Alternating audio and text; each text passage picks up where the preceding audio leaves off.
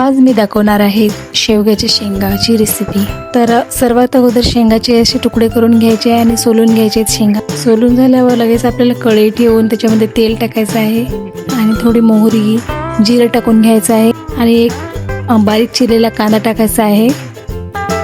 कांदा चांगला लालसर होईपर्यंत परतून घ्यायचा आहे। नंतर मी त्याच्यामध्ये लसूण मिरची अद्रकची पेस्ट टाकणार आहे। चांगलं परतून घ्यायचं आहे। नंतर आपल्याला मसाले टाकून घ्यायचे आहे। हळद, धने पावडर, गरम मसाला आणि लाल तिखट टाकून घ्यायचं आहे। चवीपुरतं नमक टाकायचं आहे। हे चांगलं आपल्याला परतून घ्यायचं आहे आणि या फोडणीमध्ये शेंगा टाकायच्या आहे।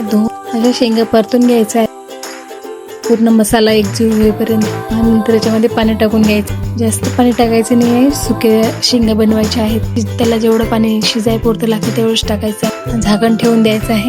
थोडं पाणी सुकलेलं आहे शेंगामध्ये। ही भाजी तयार झालेली आहे। अशी शेंगाची रेसिपी तुम्ही करून पहा, खूप छान भाजी लागते। तुम्हाला ही रेसिपी आवडल्यास लाईक करा, शेअर करा आणि सबस्क्राईब करा।